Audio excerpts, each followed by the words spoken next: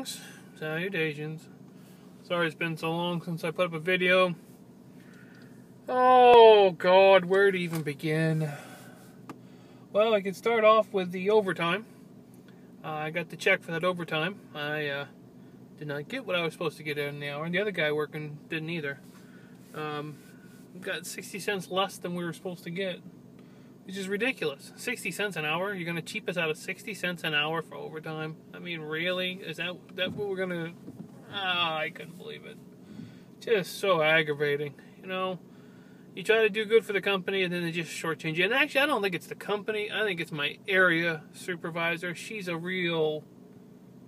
Well, I won't say what she is, but needless to say. So I'm going to talk to my supervisor. And I'm going to tell him, I'm going to say, listen, that's not right. You know, I was told certain price for overtime, and now you guys are trying to, or she, or whoever, what, just I got a reflection, makes me think of something on my face.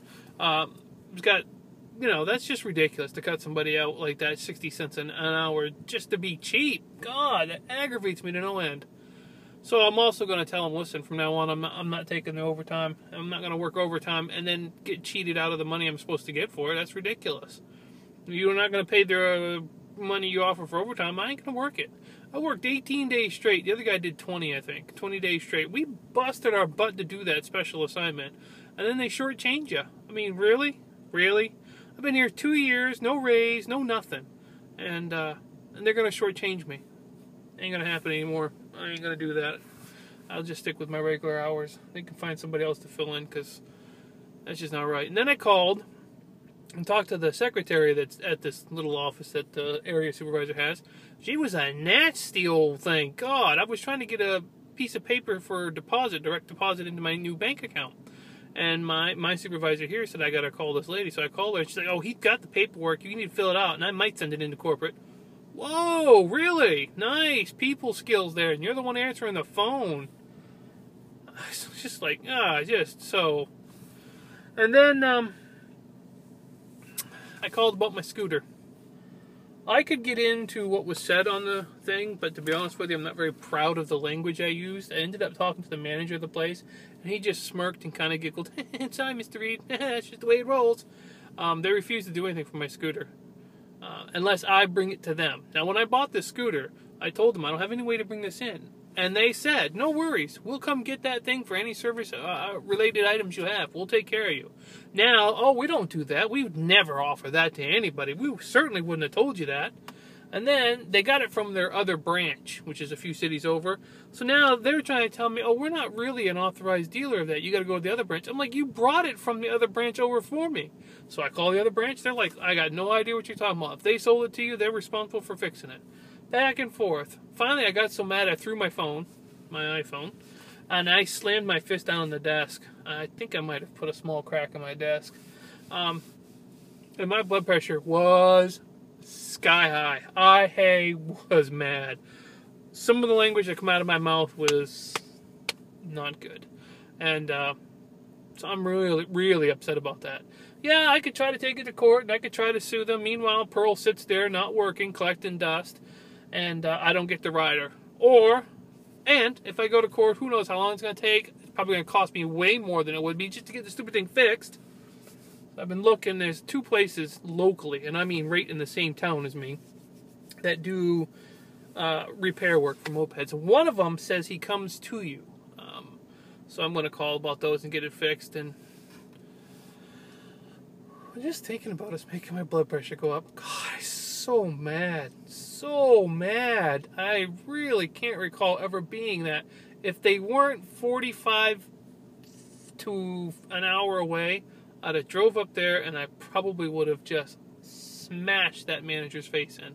And I hate to say that because that's no way to deal with anything, but he made me so mad with his smirky little attitude. It's just blatant ripping off somebody. And it's only because it's a scooter. If it's a motorcycle, it's a whole different thing. But just because it's a scooter, oh, it's a scooter, we don't care. Yeah, you didn't carry that when you wanted my money.